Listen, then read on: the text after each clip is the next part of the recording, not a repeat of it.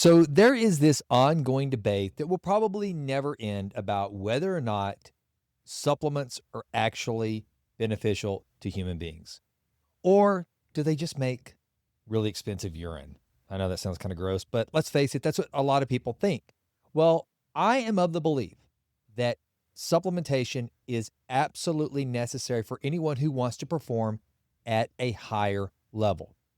Unless you are getting just absolutely perfectly clean water, you're breathing perfectly clean air, and you're only eating organic and in quantities high enough to give you the vitamins and minerals you need of organic nutrients, then most likely, if you want to perform at a higher level, both physically, cognitively, and you're really focused on health span, you're probably going to need some supplementation.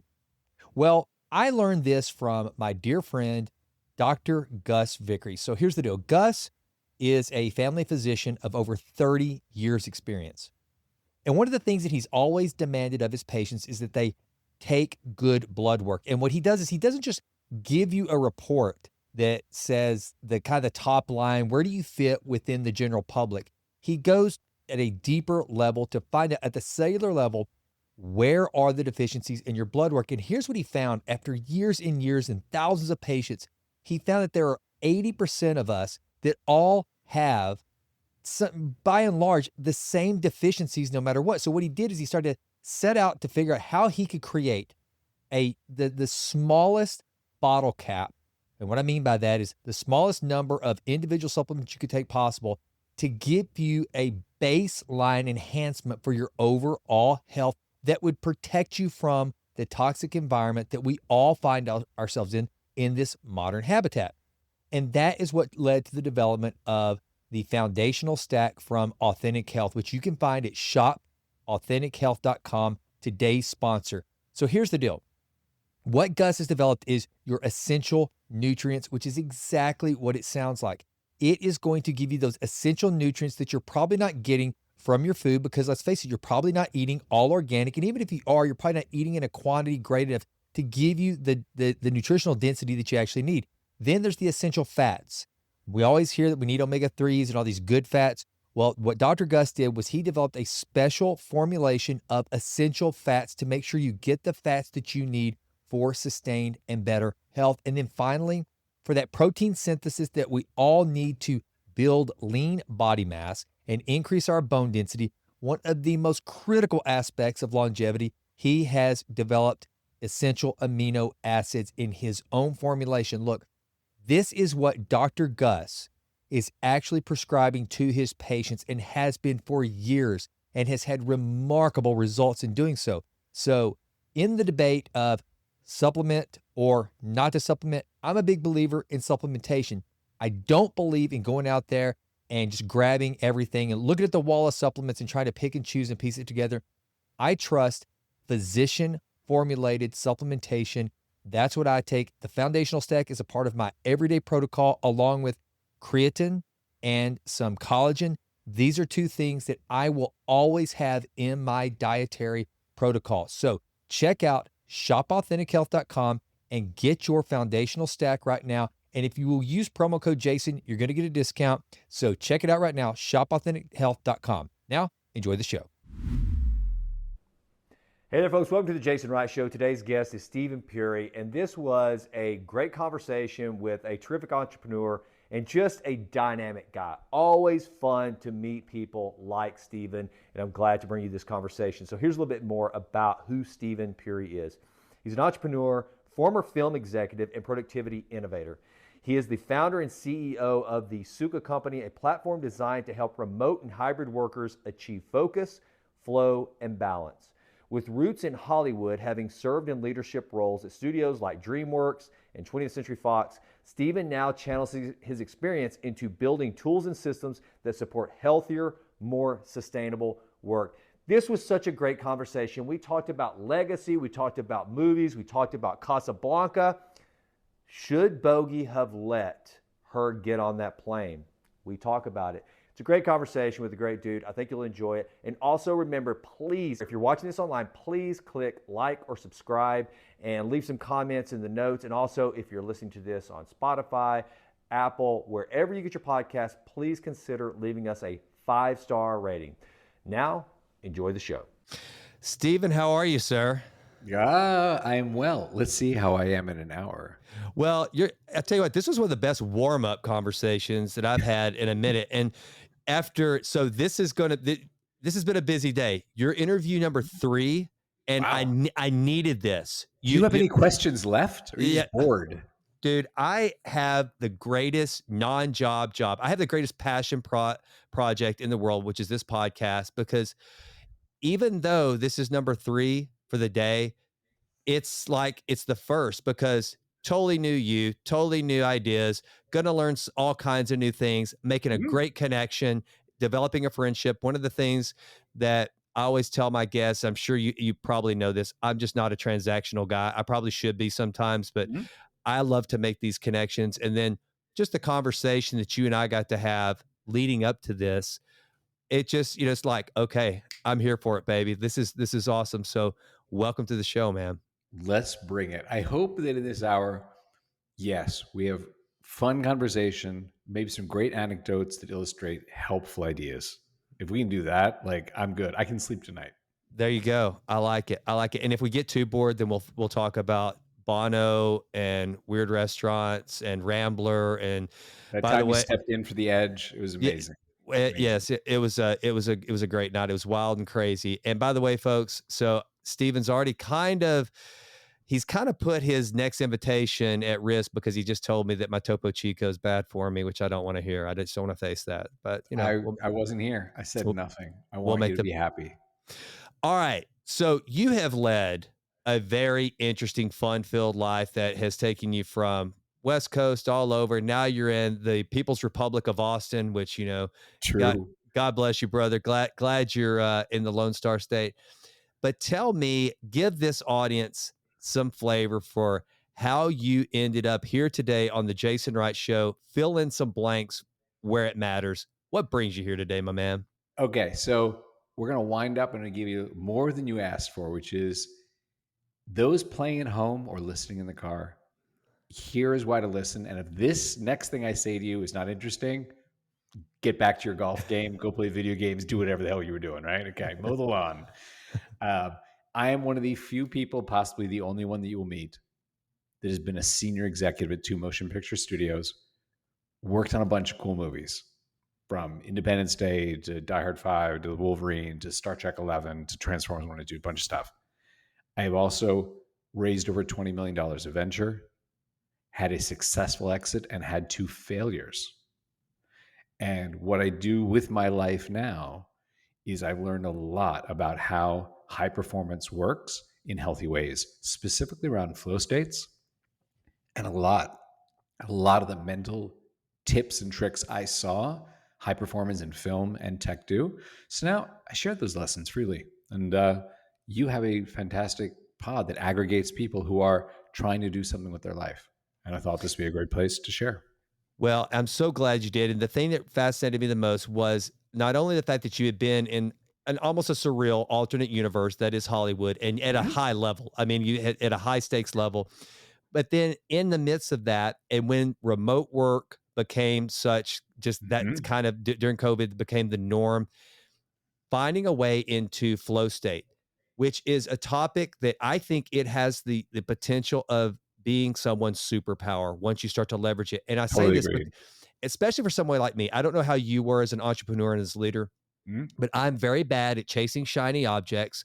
I'm very bad at one of the things that can sometimes be kryptonite for me, Steven, is working here in my home office where I spend most of my time.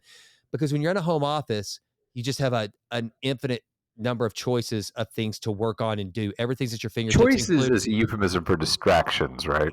100%. Okay, just checking we're talking about the same thing here. 100%. And so when I started starting with The Rise of Superman, Stephen Kotler's first breakout book, then Rian Doris, who you said you listened to the monologue that I did about him because his newsletter is probably, and I think I said this, probably more your favorite one to read.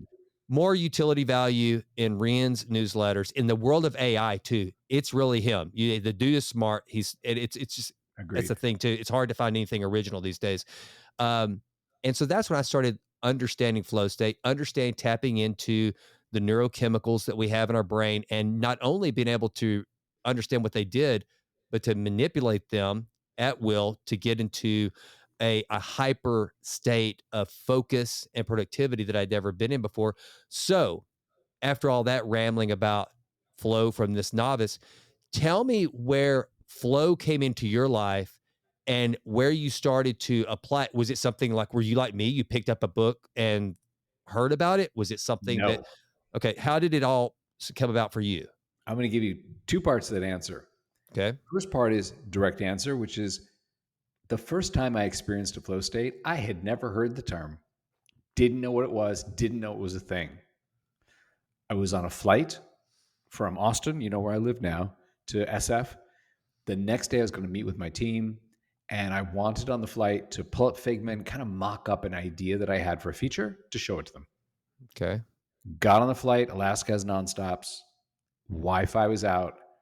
We landed in like 15 minutes. I'm like, we're at DFW. The engine fell off. They don't want to scare us. They're not telling us what is wrong, but we're back on the ground. Mr. Puri looked down. Over 2 hours and 40 minutes had gone by. Wow. I had no sense of that.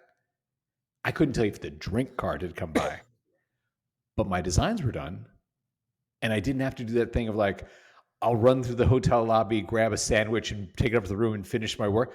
I called a buddy of mine. I was like, hey man, I got a free night in SF. You want to have dinner? And that felt great. So later, of course, we realized many of the smart people have written about this. So part two of my answer is this. Some people at home, super into flow masters, they get it. Some people may be passing knowledge of flow. Maybe they missed your Riandoris episode. You know, you've talked about it before. So let me just set the table so everyone's on equal footing, which is a Hungarian-American psychologist, Mihai Csikszentmihalyi. He had a thesis. High performers in various disciplines, athletes, artists, scientists, they seem to describe these concentrated states they go in where they do the stuff that makes them famous, that moves the world. They describe it in very similar ways. There's something there. So like Prometheus, he's like, I'm going to go up to the mountain, steal some fire, bring it down to the rest of us.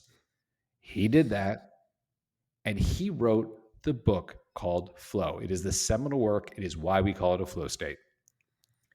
And it is a wonderful metaphor. He said the most beautiful metaphor I could find was that we are all on the water, paddling to move ourselves forward. But if you align yourself with the current, it carries you. You go faster and you go further. That's what these people have figured out how to do. So that book and his later work, and he has a great TED Talk, by the way. I linked to it on my website. Like, he talks about, here are the characteristics, man. You want to know about flow state? You're going to lose track of time. You're not looking at the clock. You're going to be focused. You're going to block distractions out of your mind. You have certain things you have to do to kind of be in there. He's like, all these people who do it, there's certain conditions precedent that get you there. You know, it's like, you got to believe it's meaningful. You don't get into a flow state and do your magic if you're stapling papers or something, you know? Right.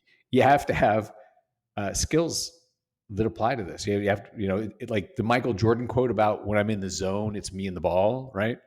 It's like, it's not Michael Jordan painting. That is not you're getting in a flow. And it's not Picasso, you know, like playing basketball. And you have to be challenged. So, you know, to use that same analogy, it's not Michael Jordan playing an exhibition game at his kid's high school. It's him in the NBA doing the stuff that 30 years later we look at on the highlight reel, you know? Right. And he wrote about that. There's more to it, but I'll be succinct here. So he documented this. He said, this is the metaphor for what I found. This is what it feels like. This is how you recognize you're in a flow state. And he said, the effect is you're happier, you're more productive, you better work because you're focused. And there are certain mental tricks that get you there.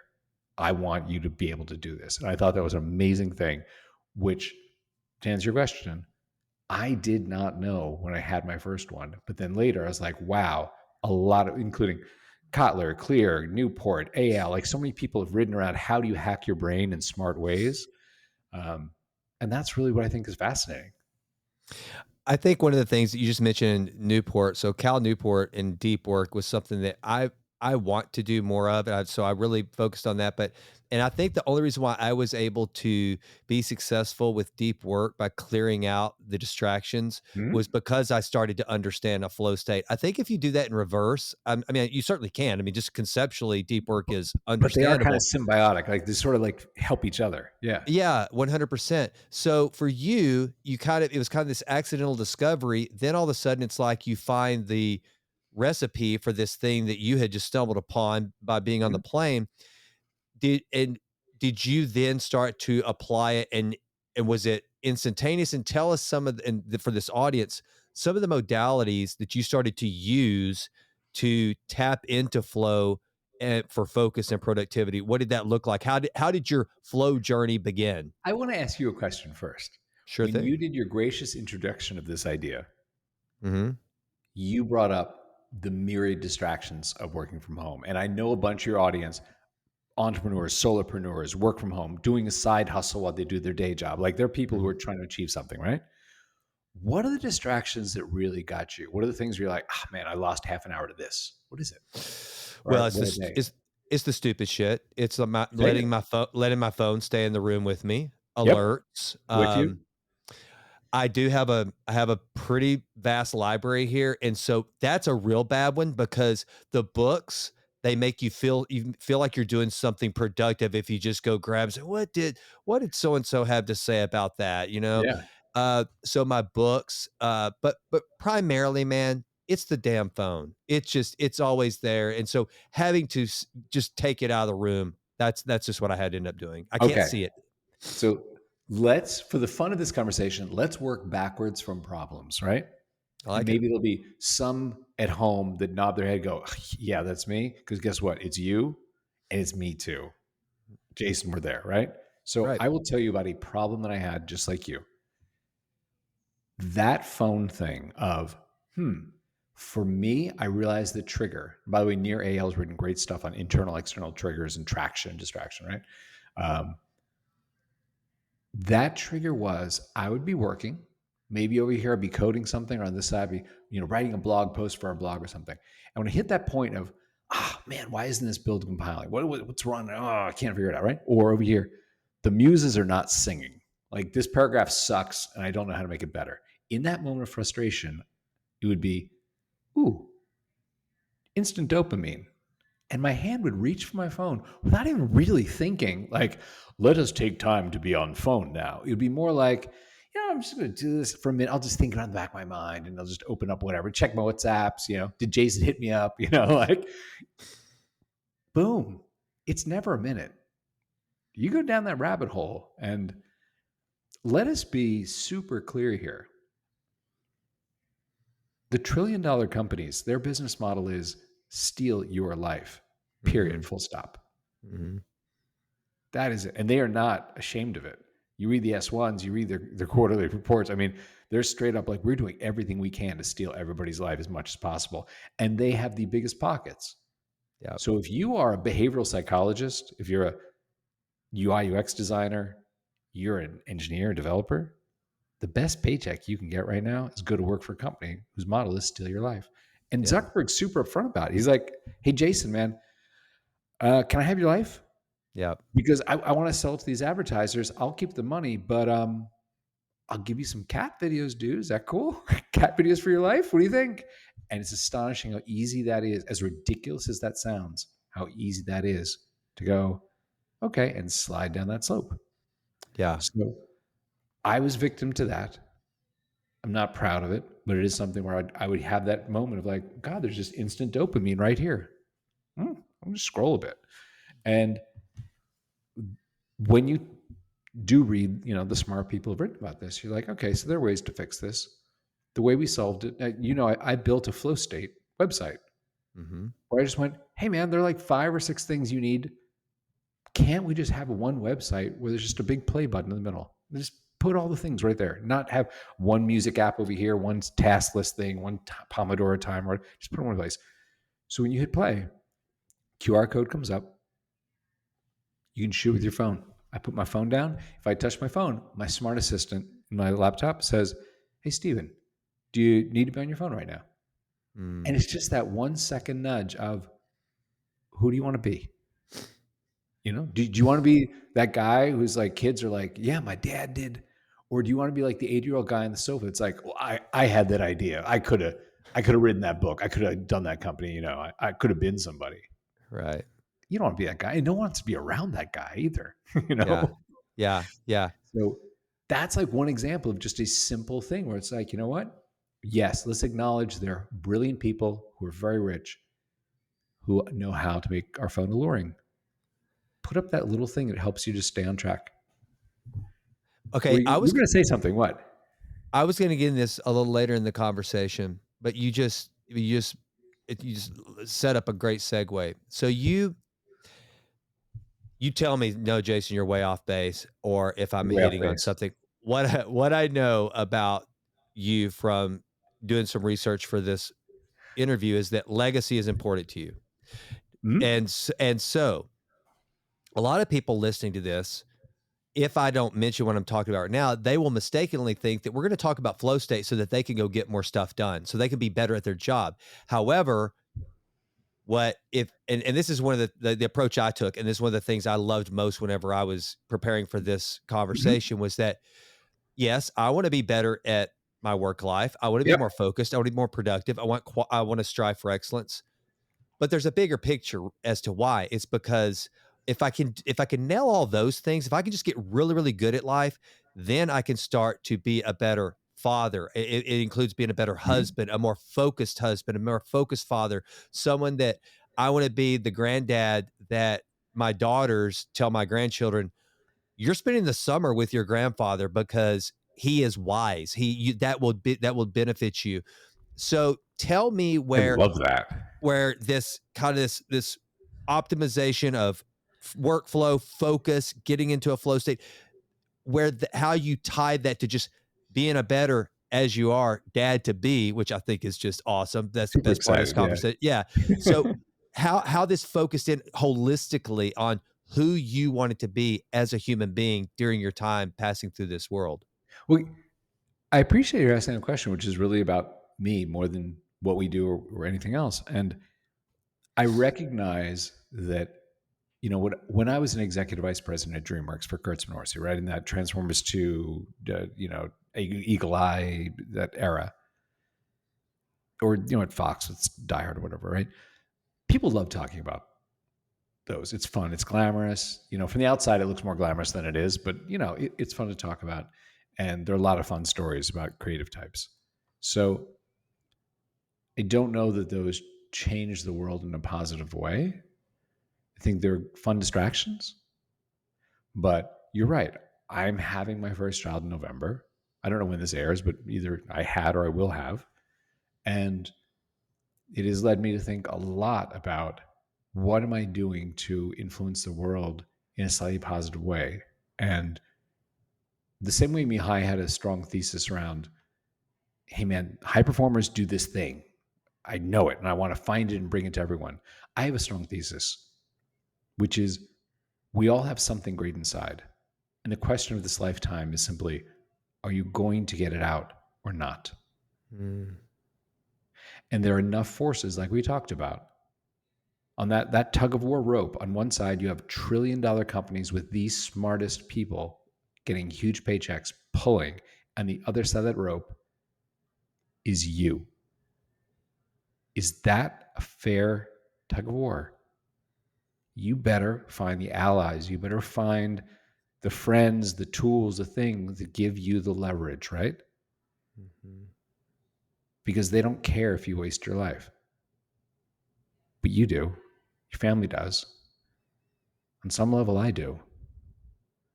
So that's what I'm hoping to do with the time I have left here, is go, hey man, go do that thing. Don't die with it inside you. Well said, man. I love that. And have you seen, was it The Social Dilemma? Is that the documentary? Yeah, it's fantastic. Yeah. And it is, man. It reminds me of the things that we're talking about are so reminiscent of that. And I remember, and I know you know this, that my favorite quote was, if you're getting, if you don't have to pay for something, you probably are the product. Whoa. Is that a great quote? Whoa, that's money, man. That because it makes you think like Yeah. you think of what Google's doing and all the stuff they're getting. And it's here, take or Hotmail. Here, take an email account. Yeah. Take YouTube for free. If it doesn't cost anything, then you're probably the product. And that's exactly what you're talking about.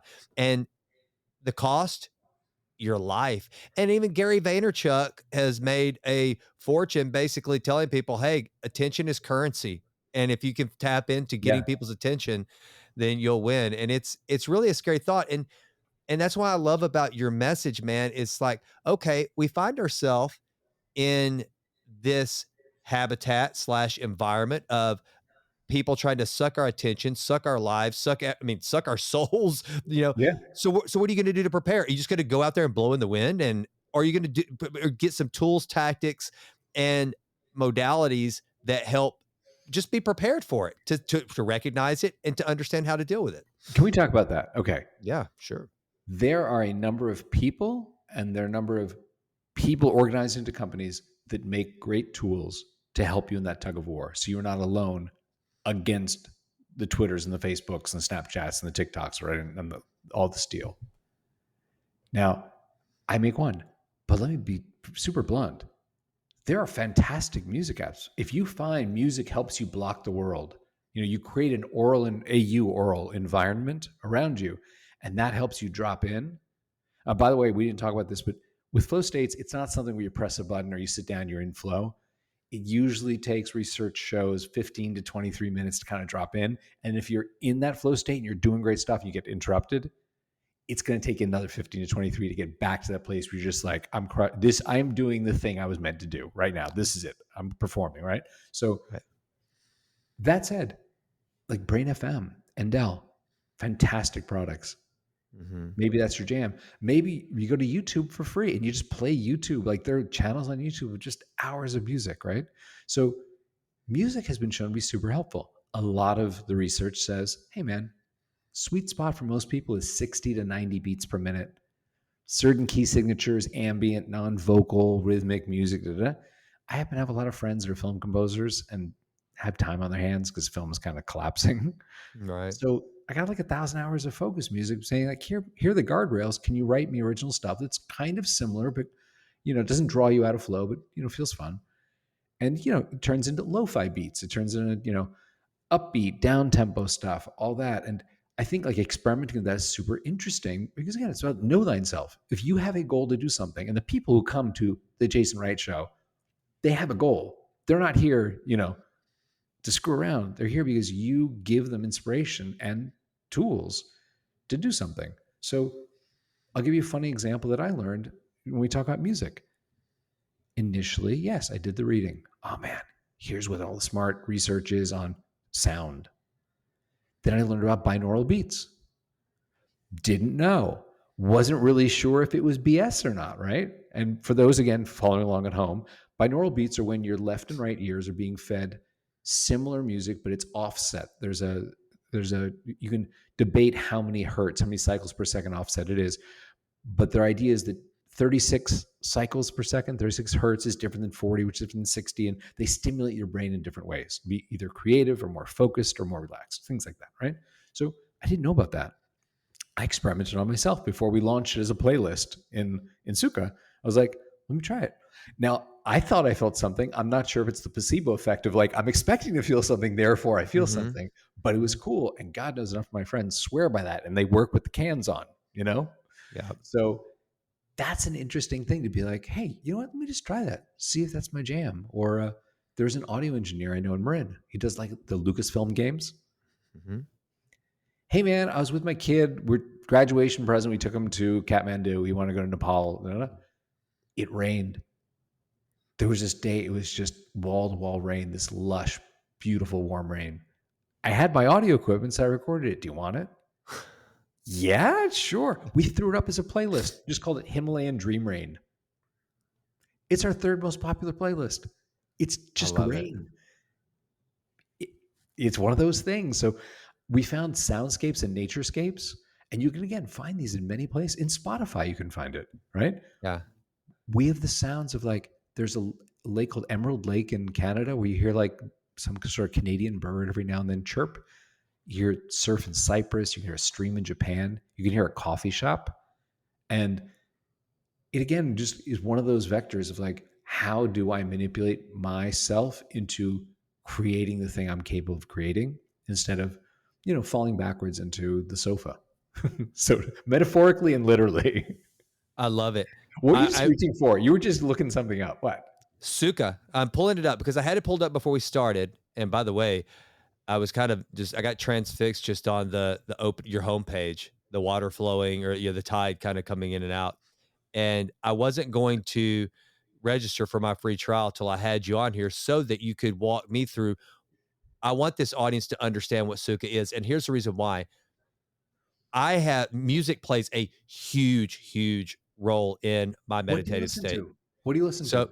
So if I'm reading, I'll try to listen to some Baroque music. Wow. As just, cool. And here's where I got that. So Jim Quick in his book, Limitless, I want to just be a faster reader. So that has a good tempo for reading. Sometimes I prefer silence. Sometimes I'll listen to that.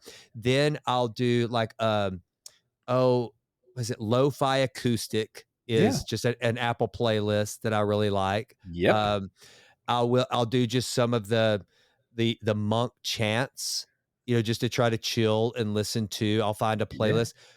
But here's what happens to me, and I'm thinking that you might be solving for this, is I am that guy that whenever I go to reach for a new playlist, I can get distracted into a doom scroll. I can go to, I can set out to go to Apple to pop in a playlist to do some breath work or something and end up on YouTube watching people yell about the state of America. Because they're that well designed. They're made to be slippery slopes. You fall in the pit and it's just the sides are greased.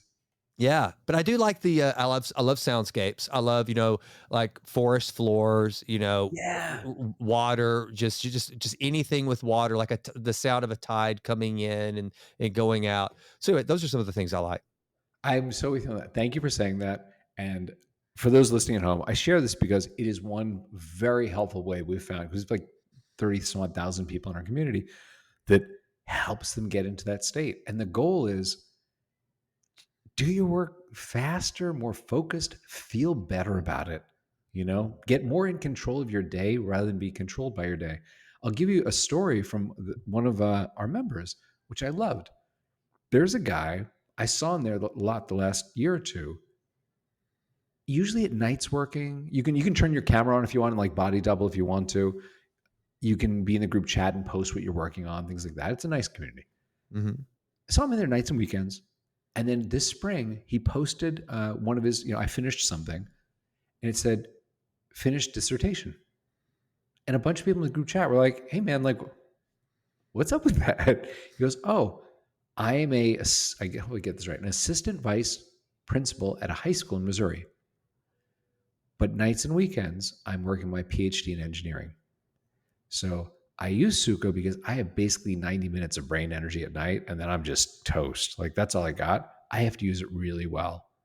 And I just turned in my dissertation. Don't get too excited. I still have to defend it, go in front of the panel. I don't have a dissertation, I don't have a PhD, but I still have to defend it like 2 weeks from Monday. The weekend before that Monday, a bunch of people in the group chat were like, hey man, Roy, you got this. Good luck, Roy King, da-da-da. Monday,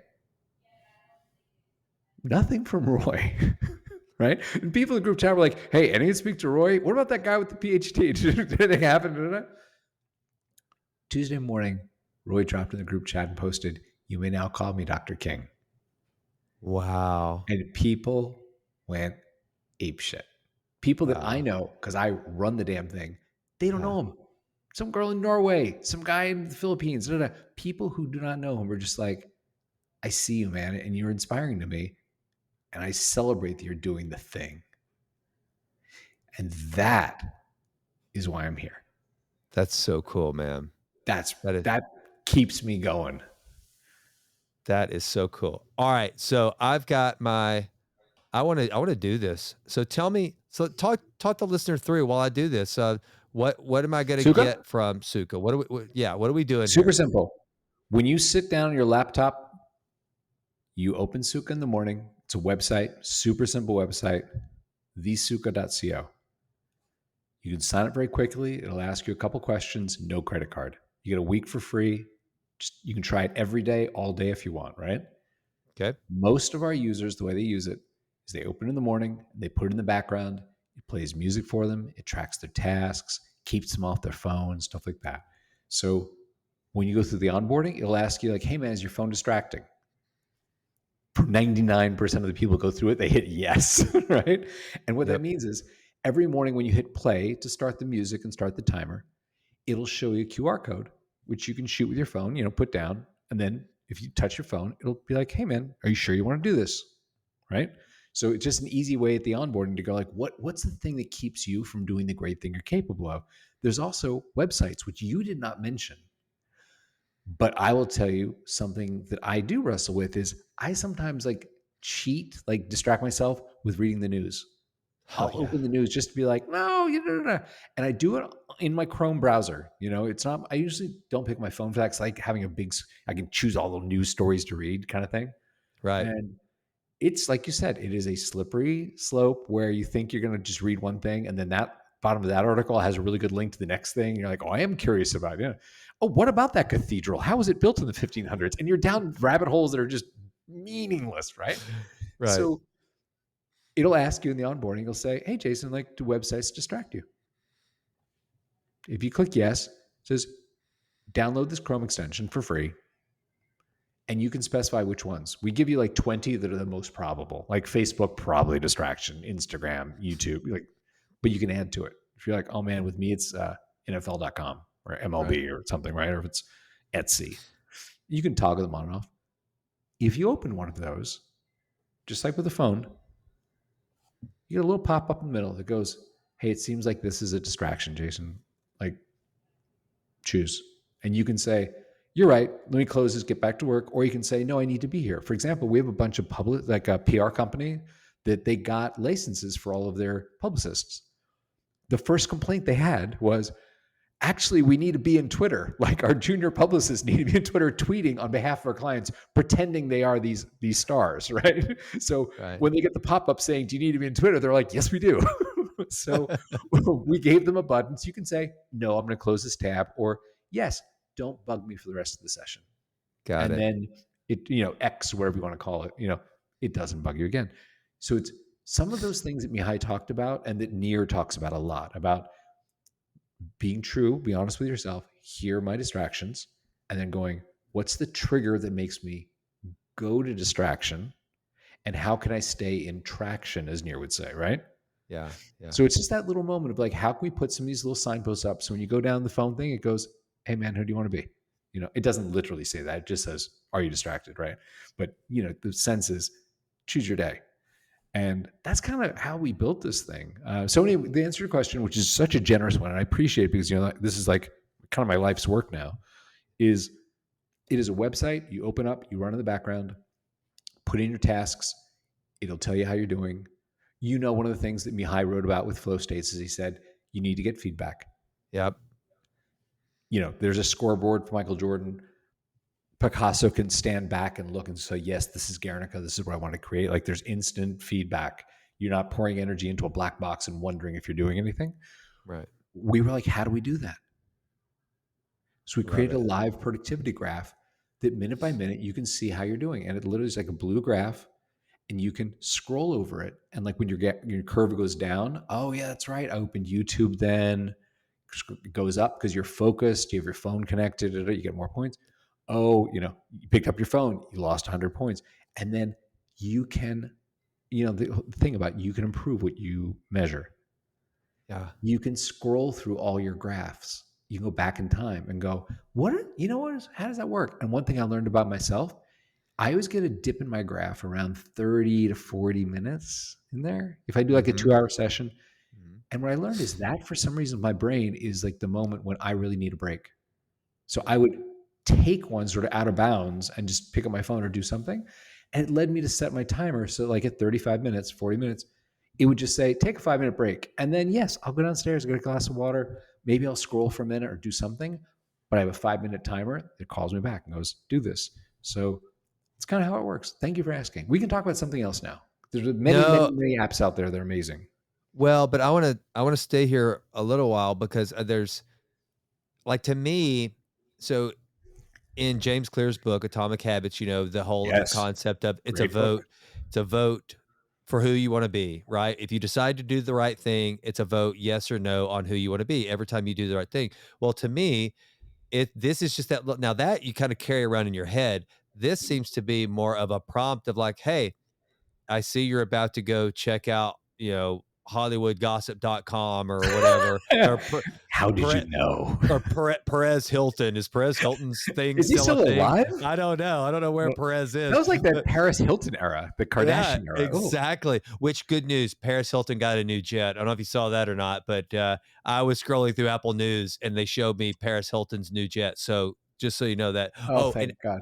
And also Travis Kelce and Taylor Swift are engaged. I'm not sure if you knew that or not. You know what? That did bubble up in like the New York Times this morning. It was like everywhere. you cannot escape it. But like to me, this is such a cool thing because it's like it keeps the score of are you being are you going to make a vote for yourself, a vote for who you want to be? I see and stuff like this. And it's also, I think that in that book, he talks about the checklist that the pilots follow. It's just, there's something about the cognitive seeing that is great. So I love this. I'm going to try it. I am absolutely going to try it. Try it out. It runs on your laptop. And if you play with the graph, try dragging your arrow over the graph and we'll tell you every 5-minute slice of time exactly how you gained and lost points. Okay. Excellent. And that's where you learn about you. That's when I was, 35 minutes. I need a break. Because I looked at my graph, I was like, they all did this little dip right then.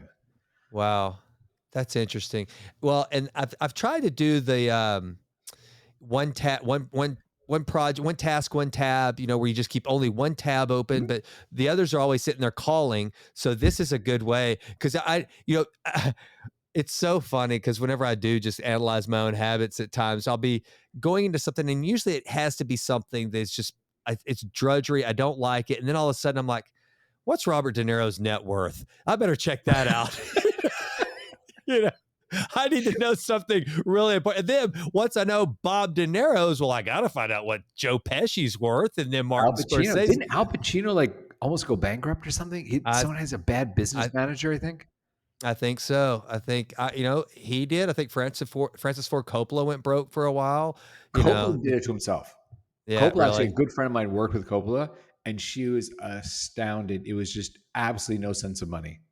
Really? It was just throw money, gamble his own money on tons of projects. And that's kind of the secret of Hollywood is other people's money. So I was like, this is the closest I ever came to the crazy world from which you held, besides my dinner with Bono, and which I've got to call him back. So besides that, a buddy of mine wrote a screenplay. He went out to Hollywood right after finishing film school. Yeah. And we got connected through this podcast. I told you, man, this podcast is so cool. This podcast has been amazing for you. It's been great. So and he knows that I know a lot of people in VC circles and you know this better than I do. I'm not speaking from expert. This was a one-off deal for me. Yeah. But investing in movies for most people is like investing in restaurants. It's sexy, it's cool, and everybody loves to say, yeah, I helped. I was one of the producers. And if you invest enough to get credits, right, that's a real big deal, man. You're real serious. Yep. And so correct. I started going through the capital raise for this film and shopping this screenplay. No way, really? Dude, it was the coolest experience. I tell you what, I met somebody that you will probably know, Joe Newcomb, who was was he a financier? He's out there. You guys need to connect. Yes, he's the guy who put up the money for Dallas Buyers Club. Oh, interesting. Okay, cool. He was interested in our project. And then that's where I learned what do you do to basically it's insurance on the screenplay. I can't remember. It was something you have to pay. Bond. You got a completion bond. There you go. And he was telling us about this. He said, you guys need to do this. Yes. And so he kind of walked us through some things. But anyway, I'm rambling on about it. It's a fascinating industry. And that was my and I always wanted to have something to do with Hollywood. Like so many people do. Mhm. And it was truly a lot of fun. But I learned that it's not as sexy as you think. It's a lot of it is past the hat. And Yeah, that's true. unless you're like a huge studio where they're just cranking out, they just got all this money.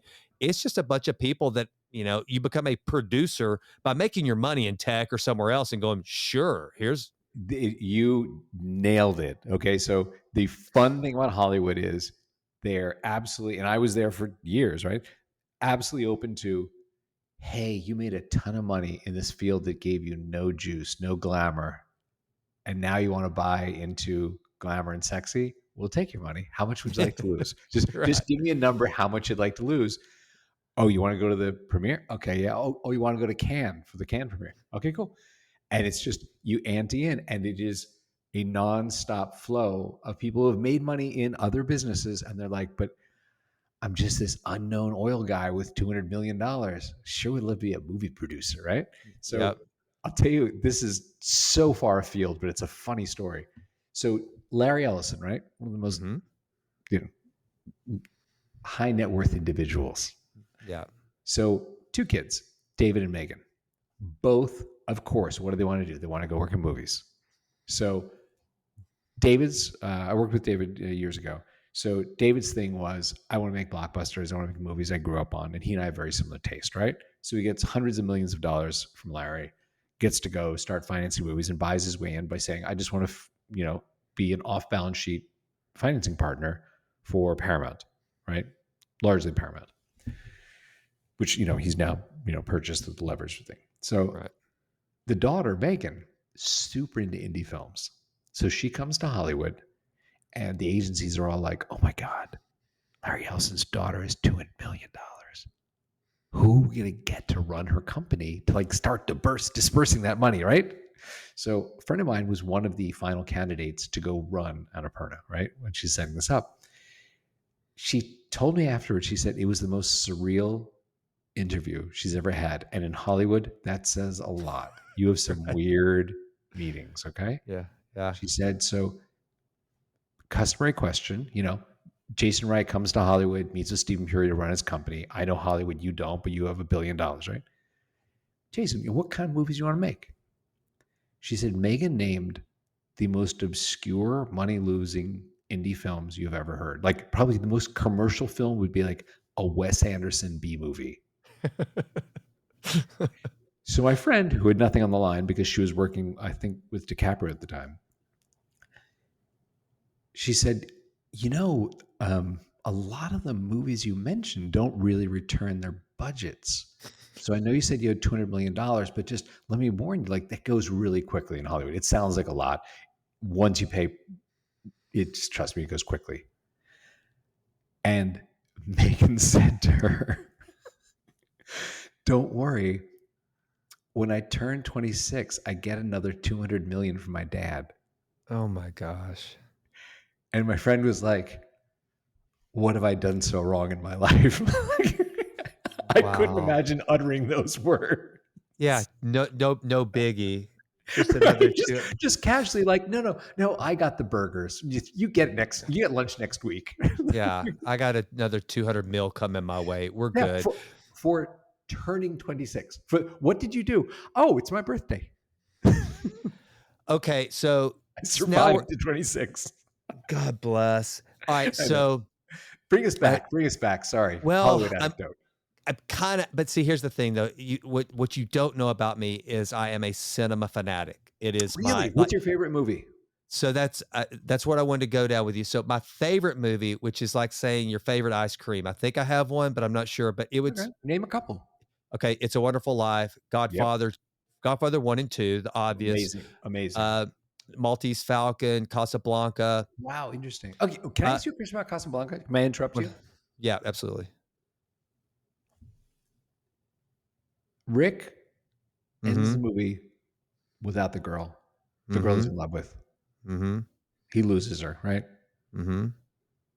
Do you consider it a sad movie or not? Do I consider? No, not really. I don't. I mean, Good answer. Why not? well, because if you know Rick, you're not going to expect him to end up with the girl. That's not who he is in that movie. Tell me more. This is super interesting. You were Yeah. ahead of most people here. Go on. I think that as while he was the anti-hero, so to speak, in the movie, if we just look at Rick objectively, you don't want her to end up with him, first of all, that he's not the right, and he's just, that's not what he's suited for. Now that's as deep as I can get, but I'm just saying it wasn't sad because, and if you know Casablanca, that was never the end game. There's something bigger at stake than their relationship, So I don't know. But to me, no, it wasn't like a surprise whenever he puts her on the plane, Okay. and he's Rick, he's slash Humphrey freaking Bogart. He's going to be just fine. He's got bigger fish to fry, and she ain't it. I love that you said that. May we go on another aside for a moment? Please. I've dreamt about a conversation like this for 7 years on this podcast. Go. Okay. So Casablanca is based on a stage play called Everybody Goes to Rick's. I did not know that. Rick ends up with the girl. No way. And what is interesting, and this is why I think the AFI lists and all the cinemaphile lists, Casablanca is like number 1 or 2 with Citizen Kane, right? Mm-hmm. This is why I think it's there, because you are right. It pulls off a sleight of hand that is really, really sophisticated, but it seems obvious, kind of. Most people, when you ask them a question of like, hey man, you see Casablanca? Yeah, I saw it. Yeah, sort of, you enter the girl or not. Is it sad? Well, yeah, it's sad. He loses the girl and they had that whole love affair and they were in love and she's gone with the other guy, right? But you're right. It's not the correct ending of the movie. Let me pull forward a couple things that might help you understand why you're so right. Okay.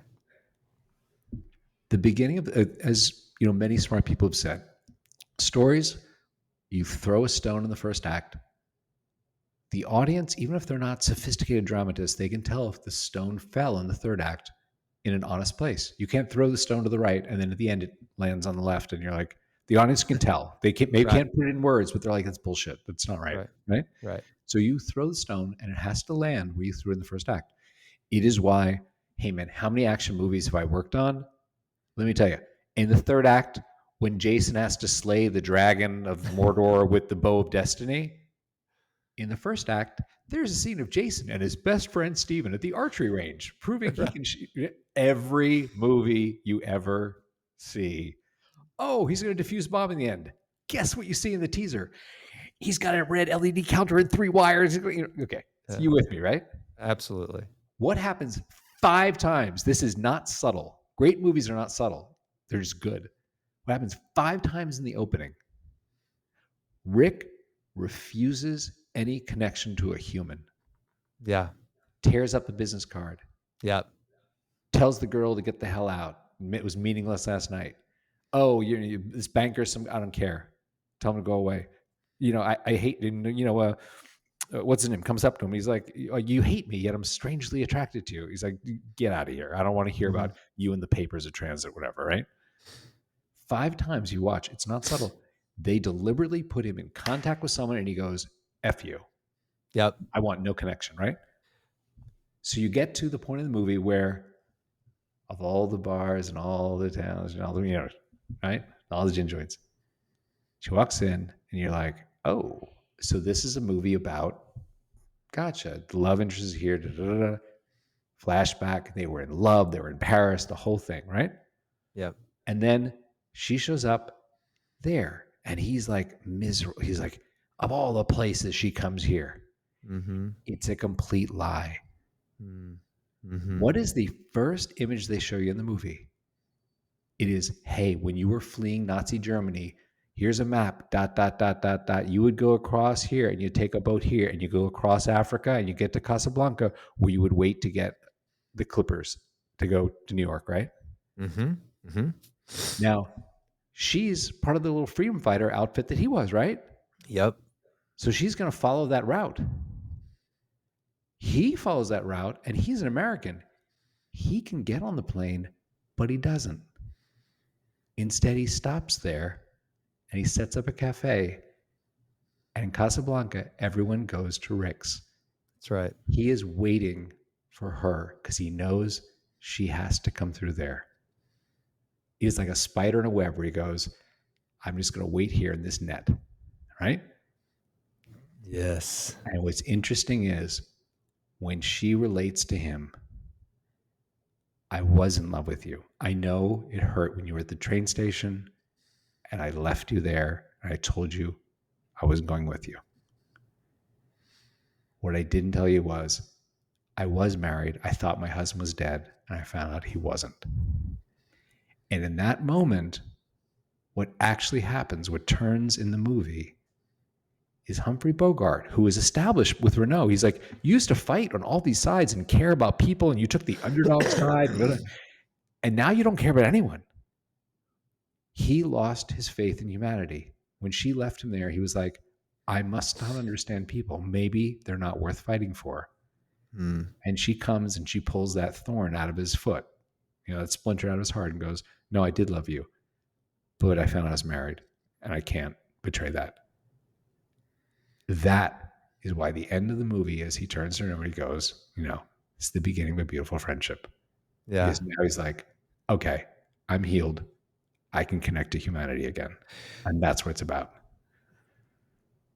I love it. Yeah, because I know there was a lot of, I took Humphrey Bogart's character, Rick, as self-loathing through a lot of the movie. It's like he didn't think he would, he didn't think he was worthy. He was better than the scoundrels that he was in cahoots with. Right. But we as the viewer see he's better than them.